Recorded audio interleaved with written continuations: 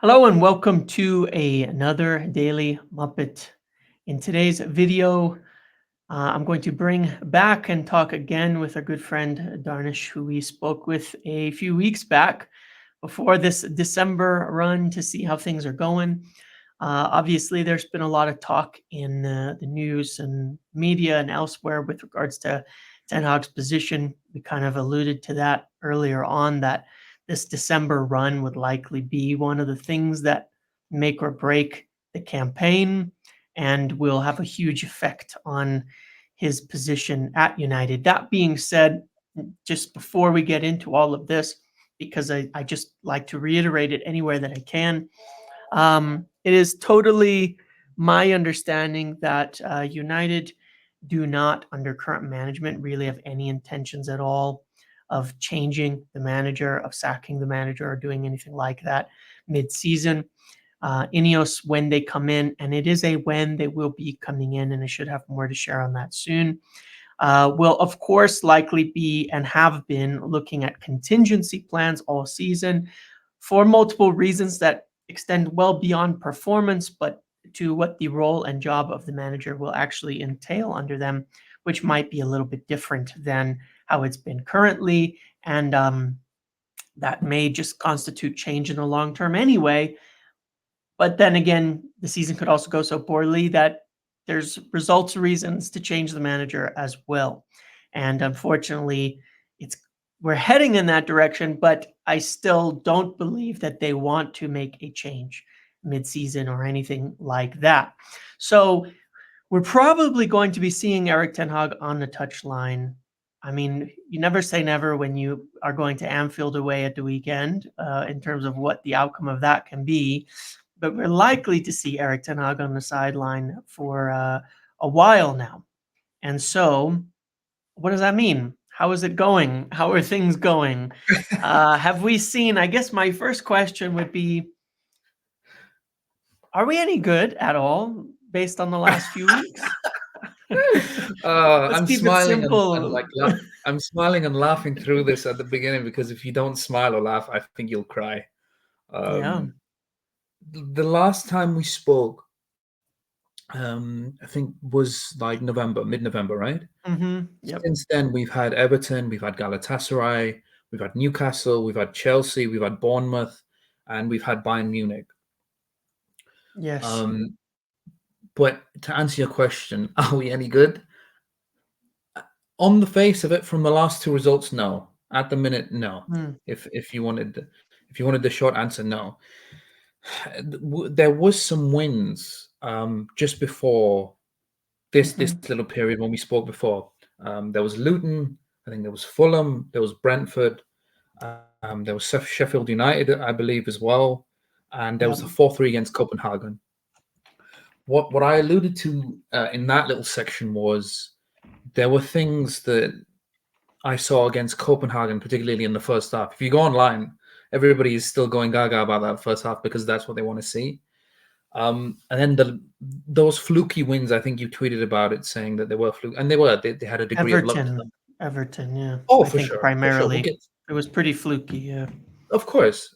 But Yeah. this team is at a level where I thought that like the confidence is so short. As we Yeah. always know, like whenever things are excellent with Man United, it spirals and it snowballs and Mhm. it's always emotional.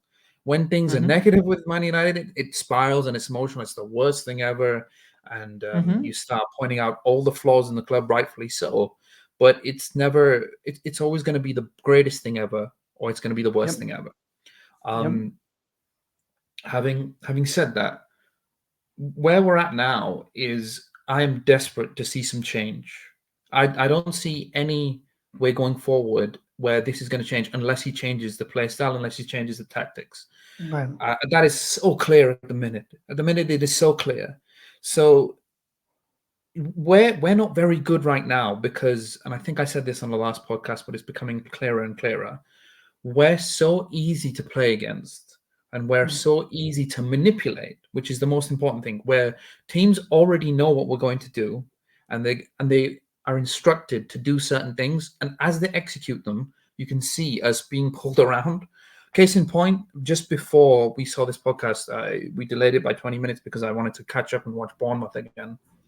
Yep. Um, we had the majority of the ball in the first half, and there was actually certain things that we were doing on some occasions where we were trying to manipulate Bournemouth's press. Like McTominay was coming a little bit wider, Amrabat was coming a little bit wider, Bruno was coming shorter, and sometimes we were getting through it. But ultimately, Bournemouth knew, and teams knew this last year.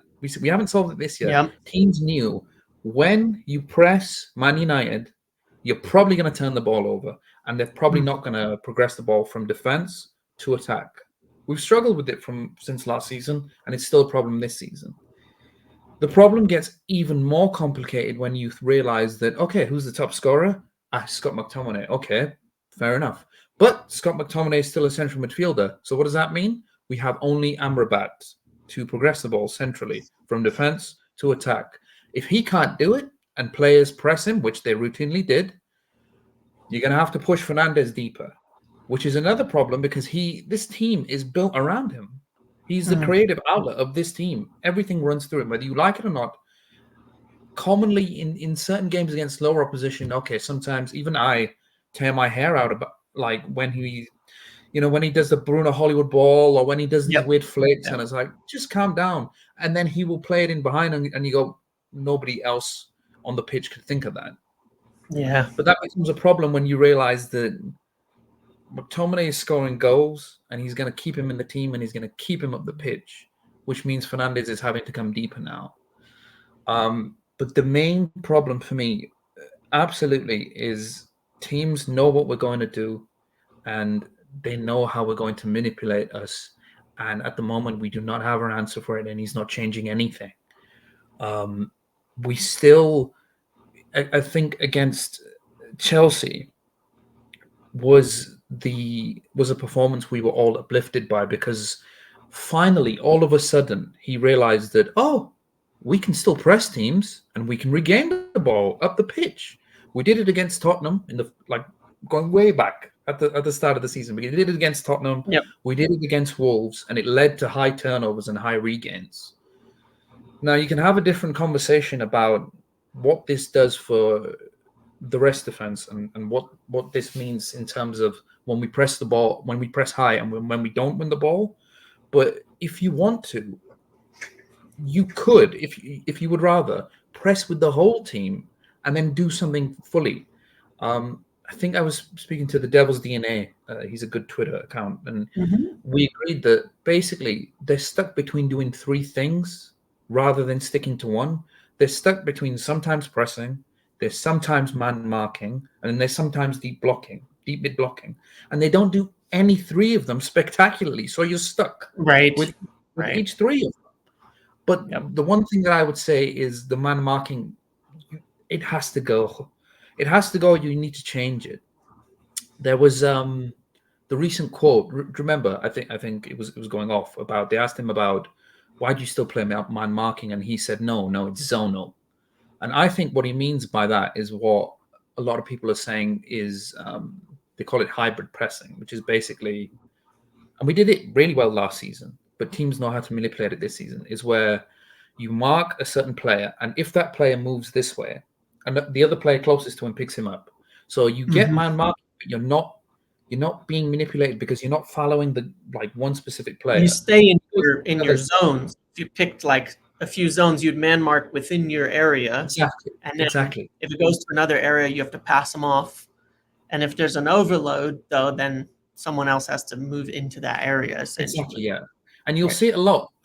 You'll see it in teams. If you watch football, whoever's watching this weekend, when a player goes this way, they'll do this. They'll point. They'll be like, make sure you pick Mhm. him up.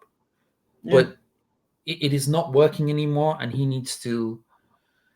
There are things that you can do to change this. There are. I Yeah. just don't see that he will, unfortunately. And the thing is, he's a manager. He's not like the other managers where it's Mourinho, Solskjaer, or even Van Gaal. I was looking the other day. Solskjaer. I think he lost 4 out of 5 games, and then he was sacked. That's Mm. quite a small amount. But we're in this purgatory. Sorry, purgatory. Did I say Mhm. that right? Yeah, yeah, you got it. You got it. We're in Mhm. this purgatory where Ineos are coming in, and you can come in with this, and obviously you're the in the know guy with this. And there's new ownership in terms of the 25%. In terms of the sporting side, there's new ownership. Yeah. So he's probably going to have till at least the end of the season. And I want to see some changes, and I want to see us do something differently. Otherwise, we're going to just keep meandering into this season. This season is slipping through our fingers fast. Yeah. Yeah. Well, I think there's three things that I want to speak about and ask your opinion on. Number one, to go back to this man market, because to some degree, I think that this situation has spiraled a little bit Yeah. into causing serious problems for how the team is set up, and also the selections. Because so if we talk about the notable things, for a lot of people it's not noticeable all game, but there was one game where it became very noticeable, which was Newcastle. And against Yes. Newcastle, Eddie Howe manipulated it, which is a good way Yes. to put it, extremely well. And what happened? It became very obvious, even on TV, what was going on. Yeah. That Joelinton was dragging McTominay everywhere around the Yeah. entire pitch. So usually, right, let's say last year you'd have Casemiro, Bruno, and Fred or Eriksson, and one of those midfielders is going to back up one of the wingers, right? Mhm. Support them in defending at times when someone's coming in, and the fullback, like you almost have your triangle defense between the three of them, kind of supporting each other, so that you can maintain some sort of shape. If someone's running through, you're not. It's well. Here's what ends up happening: is Mm. Joelinton is dragging McTominay away. Who their left winger was, because it wasn't Almiron because he was on the other side, Gordon? or was it Anthony Gordon? Almiron? Right. It Gordon? was one or the other, right? Yeah, it was Was it dragging Gordon? Almiron? Wan-Bissaka Yeah. all over the place. And then Livramento would just continuously run in behind to Was an drag overlap, Marcus, yeah. to make Marcus Rashford. So you're making a situation where Rashford, if he's going to have to man mark, is going to be running back the entire game Mm. into the right back position.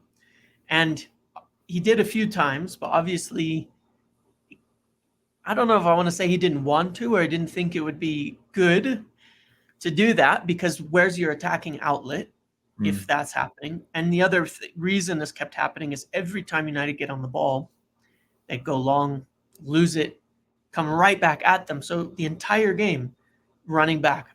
And it went a little under the radar on the other side, but Garnacho didn't really track back either at all. No. He didn't. The goal that occurred came from him, a turnover, him leaving Trippier, who gets into the box free. And it became really obvious what Newcastle were doing. And so it became really obvious to everybody this marking is so easily manipulated because there's no support. And you don't really, it plays right into Eddie Howe's hands and anybody's hands if you want to remove Marcus Rashford from the equation offensively Yeah. by making him track your left back all game. Yeah. And it seems like the right scenario would have been when Livramento makes that run, this would be the hybrid. Rashford is pressing the fullbacks, tracking him, but up to a point. And when Livramento makes the run, you should be able to pass it off to McTominay or to Yes. Wan-Bissaka, depending, right? Oh, I know. Yeah. So that he's not constantly running into, like sometimes you have to, if they're going forward in a full attack, obviously the winger's got to get back at times and Yes. defend, because you don't If want you overloads. end up getting into 1v1 and it's too Yeah, deep, you've got no option but to try and make a but tackle. in the clip that all went around, of course, where Rashford tracks him down the sides and then just stops and throws his hands up frustrated. If you look at that scenario, if Wan-Bissaka takes Livramento and McTominay takes Joelinton, I think at that point in time, Rashford was very close to or even behind the third player, so there's no overload. Yeah. It could have just switched to Wan-Bissaka and there wouldn't have been a problem.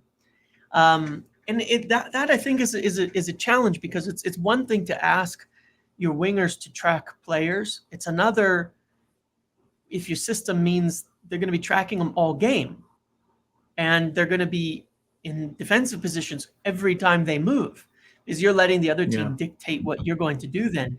And in the midfield, the same issue, right, is every time McTominay goes forward, everybody can run in behind, right? So Th- yeah, I just think just that touch. that's a yeah. Go ahead. Go No, ahead. no, sorry. Go ahead. After you. Well, I was just going to say that it was that feels like an issue that then spirals because the team's never really organized, especially in Yeah. transition, because then your man markers are up the pitch, like we saw Yeah. over and over. Galatasaray, Chelsea, Bournemouth, every single game. Anytime Bruno and Scott are high and the wingers are high, you get an overload in defense because their marker's gone and there's disorganization and nobody knows who they're tracking.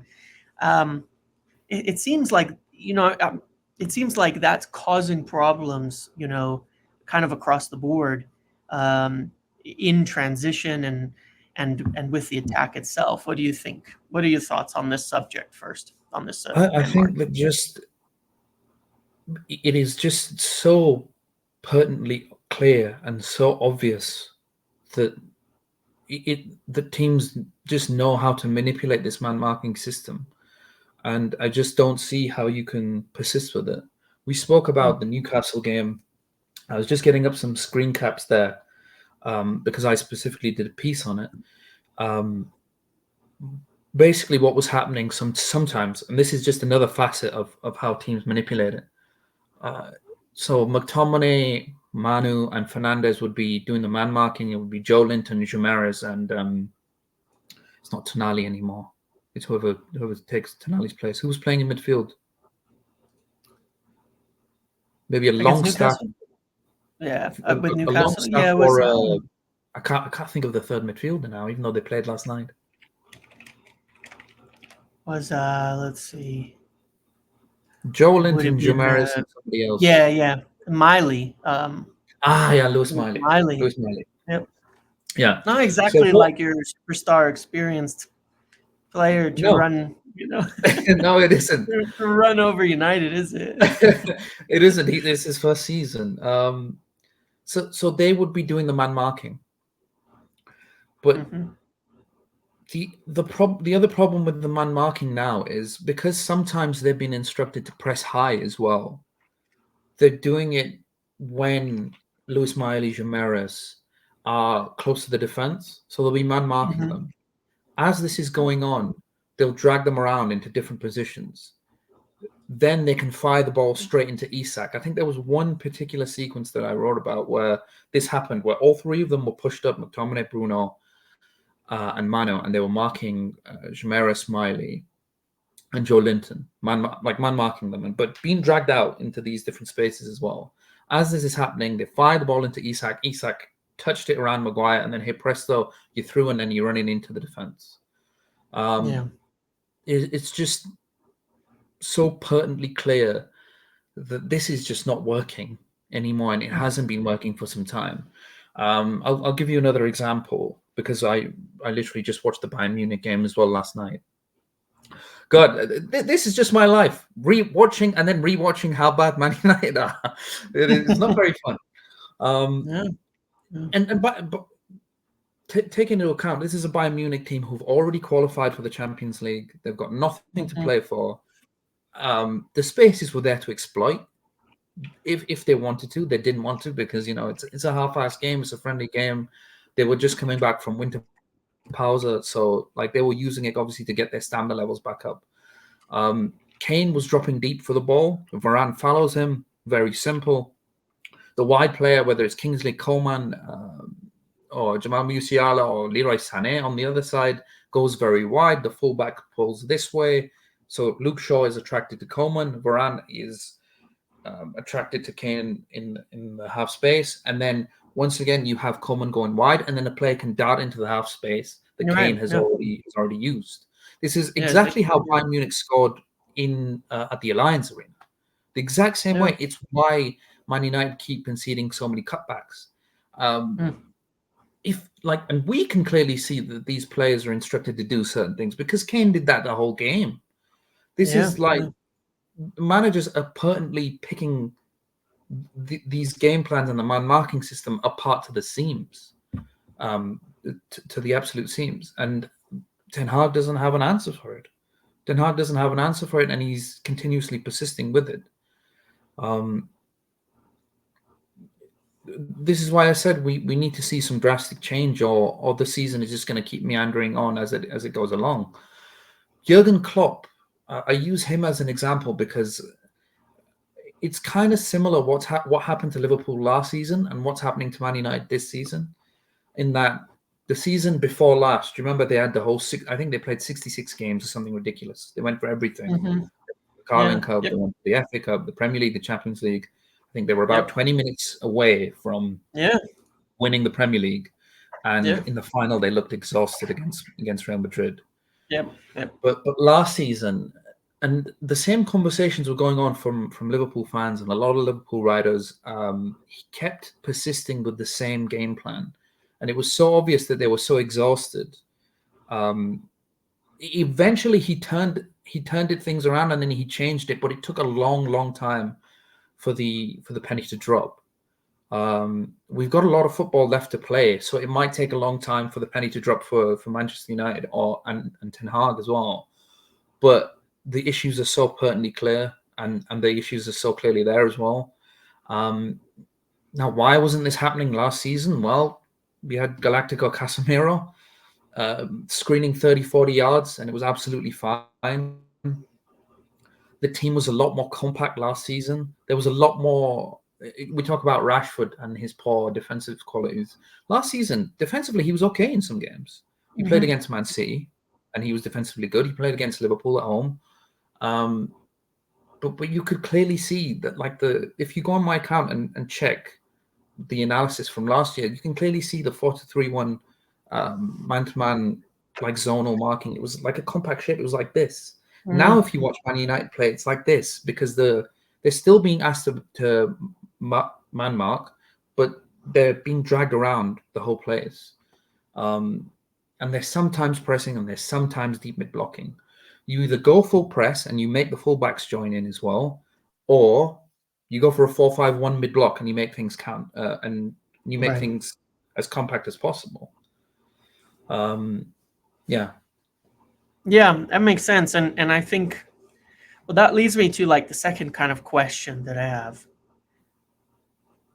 is playing in transition. Um, and it kind of, well, it really ties into the third thing too, but playing in transition. Last year, United still scored quite a bit in transition. Obviously, it's been a strength, with Rashford, with Bruno. They're good players in transition. It doesn't always mean counter. Sometimes it just means, right, quick.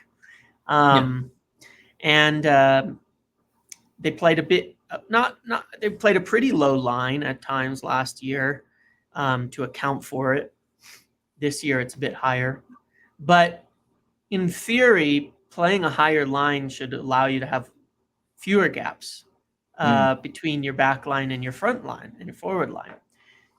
One difference, obviously, in there then is, of course, well, there's two major differences that I see from the midfield setup because what we can see is that the midfield is open all the time.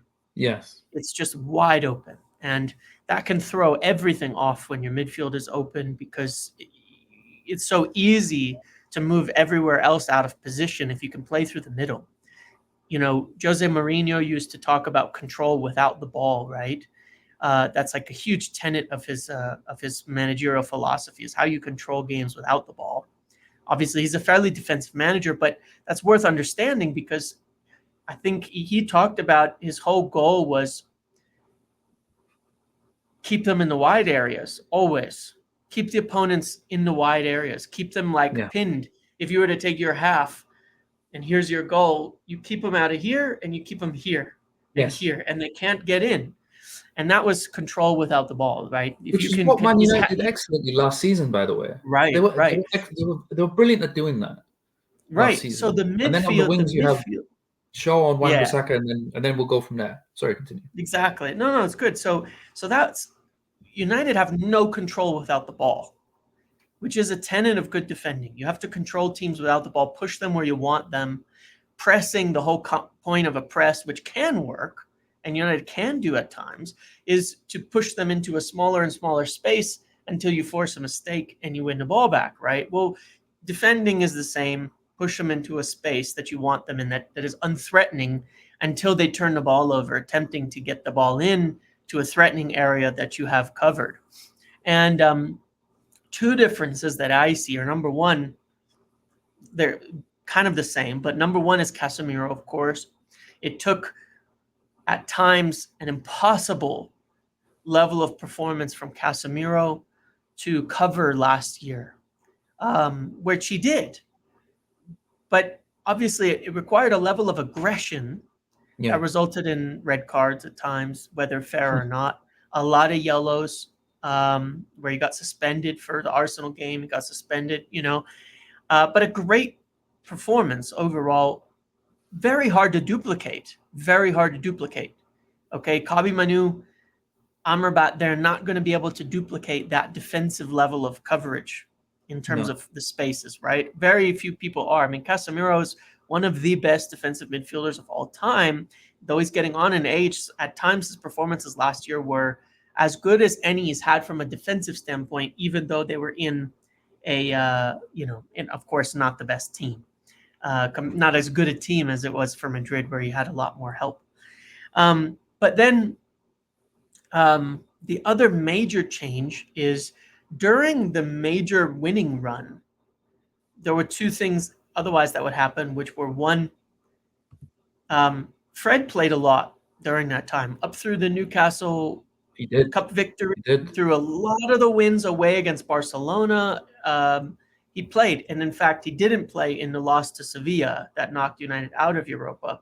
Um, And obviously, what do you get with Fred, despite his faults, is huge coverage of space.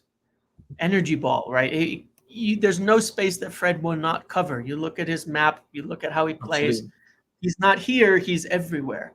So when you have Fred and Absolutely. Casemiro in your midfield, really hard to play through that. Really, really hard to play through that. Probably one of the most difficult, just because of the energy level and the coverage, one of the most difficult pairings to probably play through in all of Europe last year when they were together. Um, there's lacking in on-ball qualities, no doubt, with both of them. Not ideal there, but you're not going to play through them. You cannot Yeah. play through them. They're going to stop you and push you to the other sides, right? Um, and I think that essentially, if you look at it now, when you're playing McTominay, not only is he playing higher, but you're not getting that defensive coverage and energy at all out of Scott No. McTominay. No. Was that sort of sum up the defensive issues in the midfield? Yes. Yes. You touched upon it well. I just want to quickly give Fred his flowers because um, if you look at all the games last season when United won with Fred in, they commonly Yeah. pressed high, or he Mm. was tasked with doing a De Bruyne where he man marked De Bruyne, I think, to a decent degree. Or there was Yeah. do you remember the And De semi Jong final? too. Mhm. Yes, yes, very Yeah. well, very well. Or the semi-final against Brighton in the FA Cup, where Yep. I think there was 25 minutes left, and Ten Hag was like, Yeah. "Everybody's knackered. Fred, come on!" And Fred led the press for like 20 minutes, Yeah. and little things happened, and Saw Brighton the started game kicking the out. Yeah. ball out, and Yeah. just if United had a performance last season where Fred was in it, it was probably because they pressed the team high and they pressed the team well. Yeah. The best Old Trafford performance that I've seen since Fergie left was last season. It was against Tottenham, and Spurs. Fred, Yeah. yeah, Yeah. exactly right. Yeah. Yep. Yep. Kane was coming deep, but Varane and Martinez followed him everywhere. We pressed very high, but it led to lots of turnovers. The thing is about the pressing, because we're just on the topic, this season, if we were pressing and if we had Fred, he would definitely help. Um, Yeah. it's just we'll get onto the McTominay thing as well, but now that we've touched on the pressing, it's interesting that, and I always listen to his press conferences after, even though they're very short. and it Mhm. would help if he explained things are lost in translation. But after the Chelsea game, he said they don't like to defend, so you have to take Right. advantage of that. So in Yes. that game in particular, everybody was looking at the pressing, going, "The high regains are back," and he even pushed the fullbacks up, and he told the fullbacks to be brave. And then, literally, because I've just seen Bournemouth, I'm going, "Hang on a second, why are you not pressing Bournemouth?" Bournemouth are like, and by the way, Man United's press is not the crispest and it's not the most intense. But what you do by pressing Chelsea is saying, look, you're going to have to progress the ball centrally or wide. You're going to have to do it somewhere because we've got 6 players pushed up. And what happens sometimes against Chelsea, or a lot of times, was Sanchez just kicked the ball out, or Thiago Yeah. Silva would fluff a pass, because that's what happens when you commit up the pitch, and you need to Yeah. commit with the fullbacks as well. But for whatever reason, against Bournemouth, again, it didn't happen. It happens against teams where he thinks the defense is vulnerable, which doesn't make sense because Bournemouth don't. Okay, I mean, they're a Premier League team and they have a very good manager, but they're not like progression wise in their defense. You could probably press them. You could probably press them, and you could probably turn their ball over as well. Um, but in terms of the space in midfield, yeah, we're at the issue now as well where he sees McTominay as the top scorer, which he is. He sees McTominay as the goal threat, but he has not taken care of the problems that come with building the team around him. Essentially, you leave Mhm. spaces in midfield, and then you leave those spaces because of the mountains of injuries Man United have. You leave those spaces to an 18-year-old who's being thrust into um, into the absolute chaos, or a midfielder who is on loan who has openly said he needed some time to get into it, or your most creative outlet, Fernandez, who now we're watching track back, and now we're watching him progress from deep, and then he does a Hollywood ball from deep, and you go, Bruno, you should be 5 or 10 yards up, but McTominay is there instead. Um, the most interesting and hilarious thing to me might be that we've got Liverpool on Sunday, and he might have no choice but to play McTominay in camp, simply because Bruno is suspended. So McTominay he scores goals, but there's too many games where he doesn't do too much else. Or, like, I think the Bournemouth game in particular, he gave the ball away 4 or 5 times deep, or and this will always happen in games if he plays and he comes deep for the ball. Onana, Maguire, Shaw, and Dalla will be in the 3. Amrabat will be in the 1 as well. And then if McTominay comes as the second midfielder, because Amrabat's pressed, they'll pass the ball to McTominay. McTominay will pass it back because he never turns out of pressure and Yeah. then gets the ball up. Yep. So if you want McTominay in your team as the goal getter, as the box crasher, because there's a lot of goals coming from Man United, you're going to have to figure out a way to make that happen, but cover for his deficiencies in other departments. It's funny because he was a perfectly okay central defensive midfielder under Ole Gunnar Solskjaer, and now he's a I pseudo know. I attacker. know. I Um, know. so again, we keep circling back to this thing. If you're gonna do this, you have to change. I'm Right. you just I need to see some change, because in this period, I think we've done the Newcastle game to a decent degree, and we talked about the Chelsea game. The Everton game was. I know there's a lot of people saying that we conceded a lot of XG, and we did. And it was Garnacho's worldie, I think, that put us on an even footing. You get an early goal and calms things down a bit. But there's always going to be maybe 25 minutes away to Goodison, and they've just had 10 Yeah. points Yeah. deducted, where you're going to have to weather the storm. And everybody was going gaga about that game because finally we had a midfielder who can put his foot on the ball and calm things down. We had Kobe Manu. Yep. Then you go to Galatasaray directly after Everton, where there was plenty of spaces in that game, and we manipulated them and we scored 3 goals. But what we did against Everton so well, we did not do against Galatasaray so well, which is calm down, put your foot on the ball, do not make it a basketball game. Of course, Onana Right. basically chucked the ball into his net, but there was more than enough space against Galatasaray to manipulate it and score. But the game state required a bit of calmness, a bit of foot on the ball at the same time. Of course, Onana's errors and stuff like that, but do not make the game into a basketball game. You do not Right. have to make it helter-skelter the last 20, 30 minutes. It's weird because they do good things at certain points in some games, and you go, well, why can't you do that when it was needed here? Does that make sense? Yeah. Yeah. Yep. Like It does. you needed someone to put your foot on the ball against Everton away in a tough crowd. Fine, Manu does that. Now we need to do it against Galatasaray when we're 3-1 up.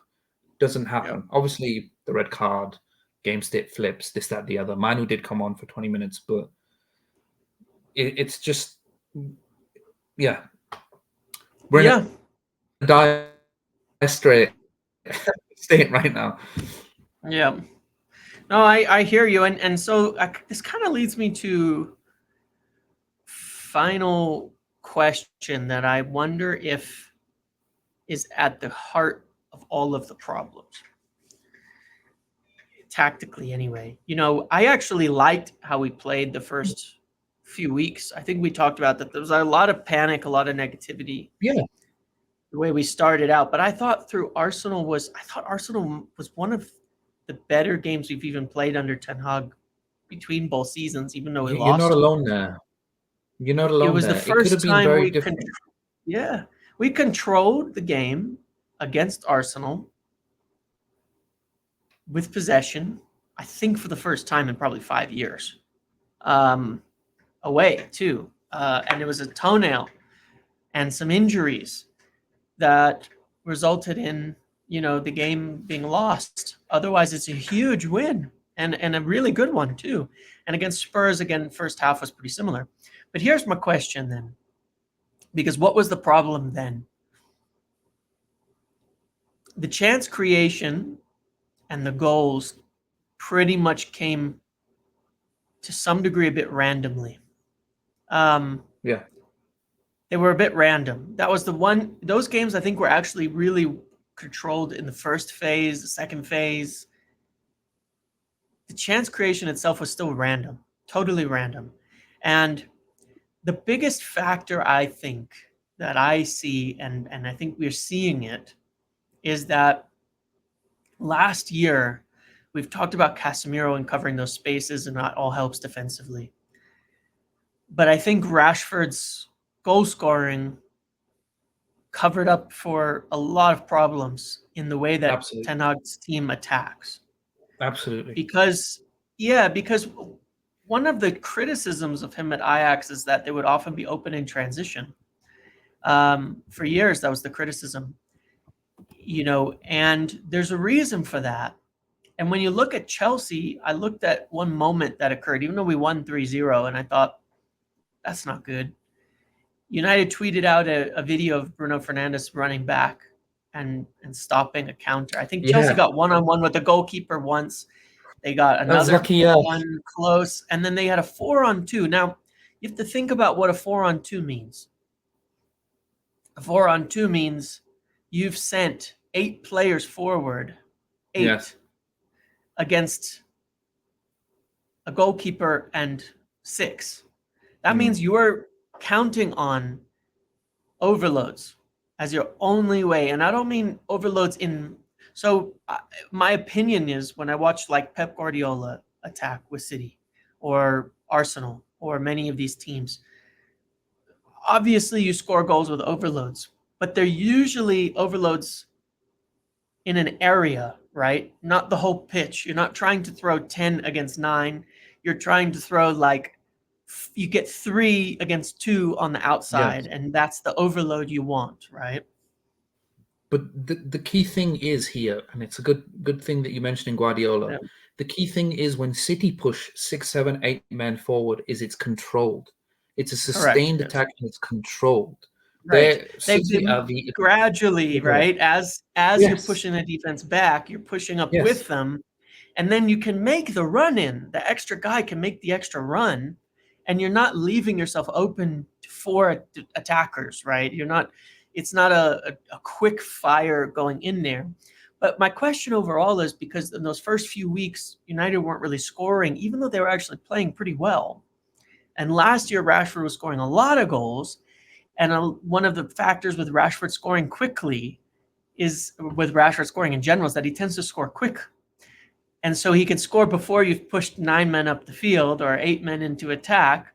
So you have more players back if he loses it. It's actually one of the reasons when Rashford is attacking, you tend to have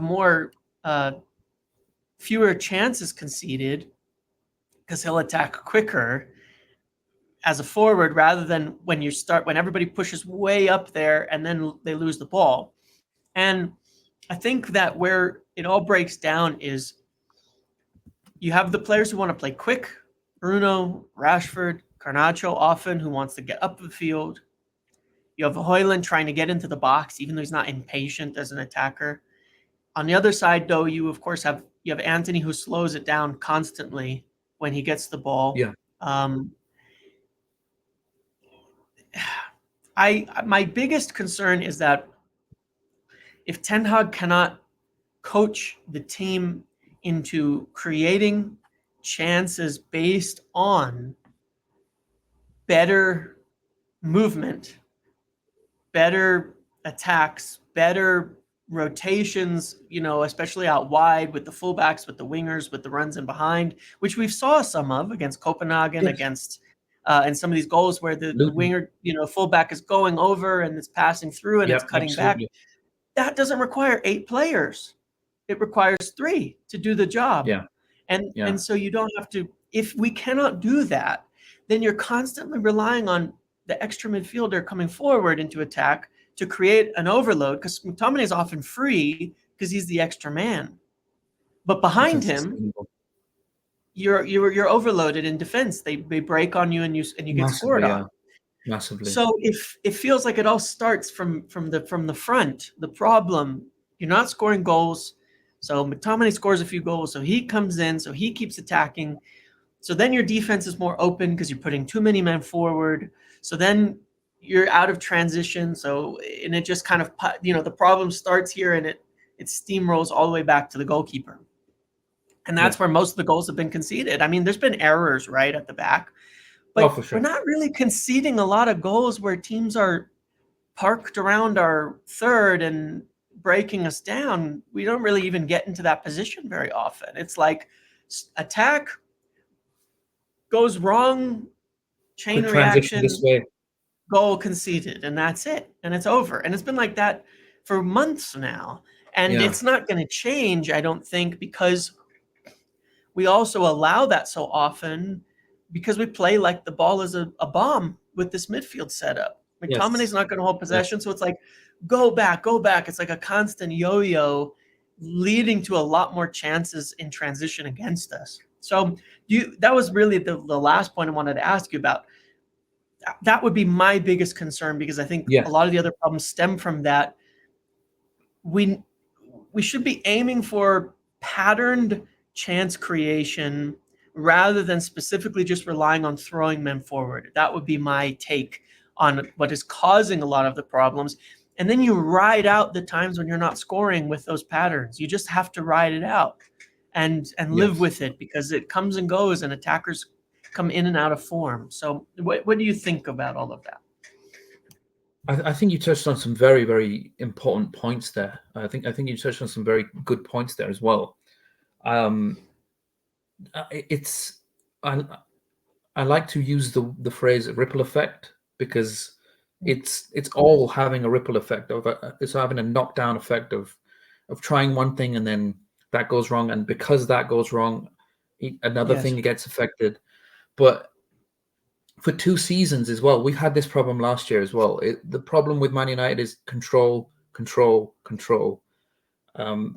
really good that you mentioned Guardiola, because I get a lot of people asking me, because most of my job is to analyze games tactically and whatever, and sometimes I'll get like a quote tweet saying, so all you're saying is what push players up? And it's like, no, the reason City are able to push 8 or 7 players up and it normally results in a good shot or a good chance created is because they control the ball for 75% of the game. Against Arsenal as well, they Guardiola said this. They lost against Arsenal, but that was City being defensive in having control of the ball for 75% of the game, and they could do that. I know they lost and they deflected goal, But that was his version of saying, this is me going defensive because I know my players can keep the ball for 75% of the game.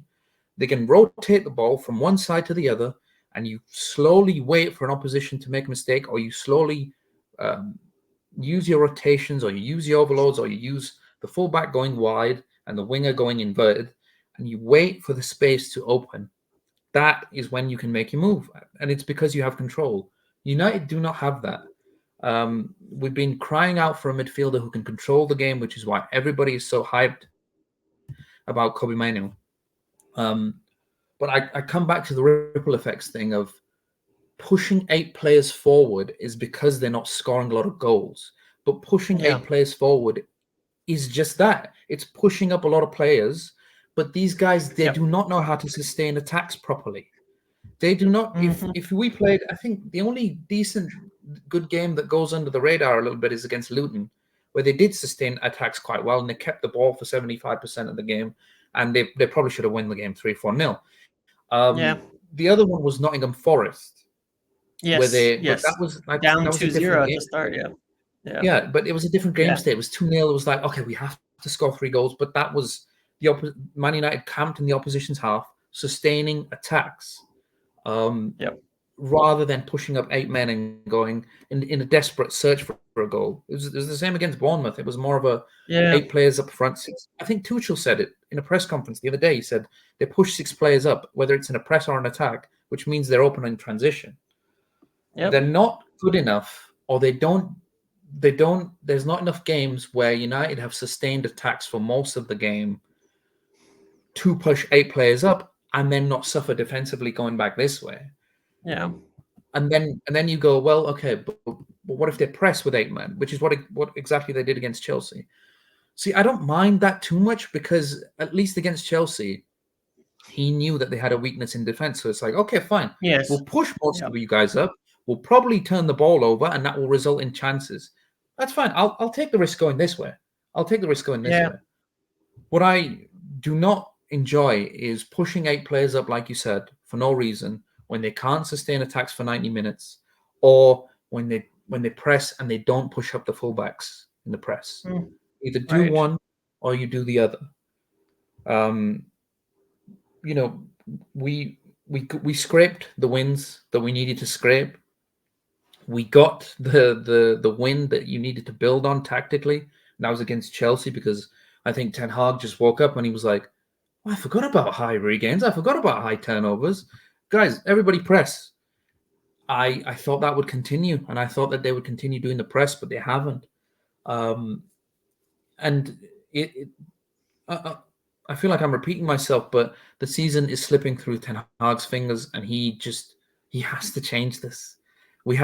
have to change this because I cannot come back on this podcast in 2 weeks and talk about the same stuff again. Man marking being manipulated, not sustaining attacks very well, poor in transition, McTominay being a box crashing R9 Brazilian Ronaldo, but not taking care of the defensive deficiencies. Um, we've said it all before, and frankly, I think there's certain things that you can do. There's certain fun things that you can do as well. If you're gonna press with everybody. All right, fine. We'll lose goals going back this way, but we were losing them anyway. Chance creation is a Mhm. problem. We've scored only 18 goals in the league. I think Wolves have scored more. I think Nottingham Forest have scored more. So if you're gonna do something, stick fully to it. But let's see with Liverpool on Sunday. Yeah, for sure. And I think that, you know, uh, we're getting healthier. It shouldn't be Shaw shouldn't be out very long. I No, don't think Maguire will be out long. Lissandro's back soon. Mason Mount is back soon. Liverpool's too soon for most of these, but most everybody but Casemiro will be back, and Malaysia, but that's sort of not really important at the moment from this standpoint. Will be back within a few weeks. Given that, and given, like I said, it's most likely we're going to see Ten Hag on the touch for quite a while. of course. What would you do? I mean, would you go back to the way that we started? We didn't have a striker, mind you, at the time, who, especially one who could press, because Rasmus Højlund hadn't really arrived yet, and he looked Yeah, quite good when he came on versus Arsenal. and he looked good early on in the initial setup. Yeah. And as the season's gone on, he's kind of gotten. I'm not. This is not on him. He's a young player, and the team has gotten worse. He's looked worse and worse in these setups because they don't really seem to work for him. Um, but I thought he was really good originally. I think that he was actually, despite what people have said, him and Rashford were building quite a good. They were working on this relationship. I think Yeah. Rashford gave him a lot of chances. He should have scored against Luton. I think is an example of that. I believe it was Luton. It was one of the games around there where he missed from really close a couple of times from Rashford. But would you say when Casemiro comes back, when Mount comes back, um, well, even without Casemiro, with Amrabat, with Mount, with Mainu, with Bruno, with Lissandro, with all of them, how would you set things up? Would you stick with the Amrabat, Bruno, and Mount thing, or would you say let's bring it back to basics? Let's get Amrabat, Kabi Manu together with Yes. Bruno and shore things up a little bit, build Of back from course. that 4-2-3-1, and kind of just get back to basics a little bit and going forward. That's what I would do. But what would be your suggestions? Like, give me 3 changes that you think could be made that could hopefully turn around the results and at least stabilize things a bit.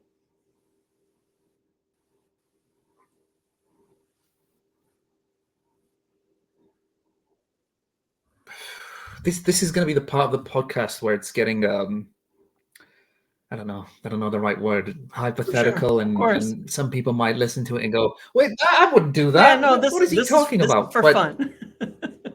This is for yeah, for fun. sure. Yeah. The other thing that I've thought about, and I'd like your opinion on this, I know me included, there's a lot of people questioning McTominay's advanced role. I like that he brings the upside. I'm not too sure about the downside.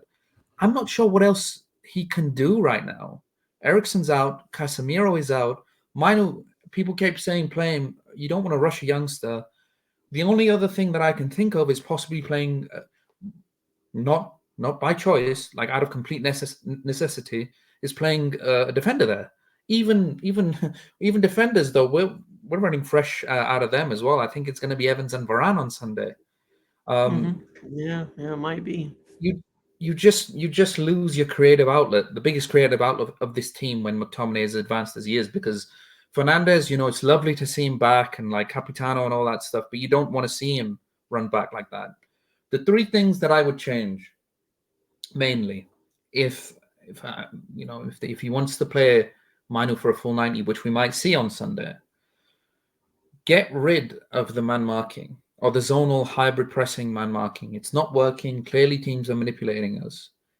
Um, if you need to really shore things up, play Amrabat and play Manu and go for a 4-5-1 mid block. Newcastle can't press anymore. I don't know if you've seen Newcastle's recent Yeah, games. They don't press that much anymore away. They haven't pressed yeah, away in the Champions League because Eddie Howe knows. Look, we got a game every 3 days, and everybody's injured. So I'm just going to go 4-5-1 mid block. Um, it's not it's not the most exciting option, but if you need to shore things up, then do that. yep, I really want to see Amrabat and Mino in a pivot, just because we'll finally have 2 players, one that can put their foot on the ball and the other who's actually meant to play there, rather than having McTominay there, who is, I want him bit part as a striker, and I want him bit part as a central midfielder, and I want him bit part as a progressor of the ball. So I would like Amrabat and Manu, and I would like Bruno as a cam as well. And if there's certain games where Hoyland can't play at 90 minutes because he's still got the back injury, play McTominay up front now. play McTominay up front. We tried I it for don't 20 disagree minutes with against you. Fulham last I season. don't disagree with you. We Yeah. we tried it for 20 minutes against Fulham last season and we scored. We tried it for 30 minutes against Chelsea last season and we scored again. But that might be the one position where he doesn't have to do any of the midfield or defensive stuff either. Yeah, if he gets Try it, it for pass 20 it minutes back. at the That's end of the fine from game. a striker too. If he Try it for drops 20 it a minutes at the end of little, the game. yeah, I'm with you. And It's yeah, go ahead.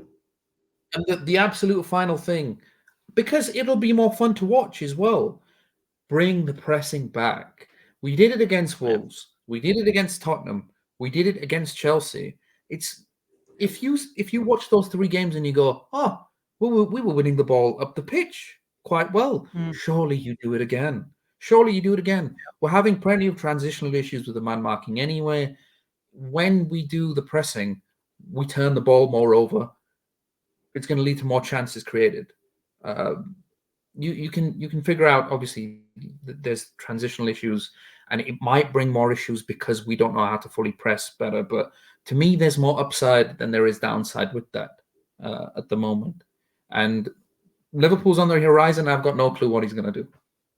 yeah, for sure. All right, well, good. I mean, that covers it, and I think we'll probably check in again towards the end of the year, and then Yeah, maybe we'll have a slightly different discussion depending on how things go. But we'll see about that at that time. I hope you're right. But hopefully well, it could go one. It could be a different discussion for multiple reasons, but let's hope that they do. I think the crux of it is that this isn't going to change without something being changed. Is the thing. Yes. This is not a system and a way that's just going to get better on its own. Something has to change for it to change. And until we see that, not really expecting much, but good ideas in terms of what you could change, but at least in identifying the problems. So, yeah, good. Well, it was great speaking with you again, and great to do this again, and hopefully people enjoy it. I know, everybody likes to, whatever your understanding or level of looking at games tactically and all that. It's always fun to discuss it, to pull it apart, to figure it out, and to see different perspectives on what's going wrong and what the issues are, or what's going right. Hopefully, at some point in the future, we can talk that way. But I think it's a cathartic experience at the times when things are frustrating. Not that rewatching the losing games is cathartic, but I think at least talking about it can be out loud and listening and all that. So, yeah, thanks for coming on again. Thank you for having me. It's always a pleasure. It was very. I got a lot off my chest. Hopefully, in 2 weeks, we're talking about lots of changes and McTominay scoring 25 goals as a striker. And yeah, I doubt it, but let's see. Yeah, or we'll be talking about Graham Potter. No, that's a joke. Maybe. But, Let's see. Yeah, we yep. might be. All right. Thanks for watching, everyone. Make sure to like, comment, subscribe, turn notifications on. And I'll see you in the next one.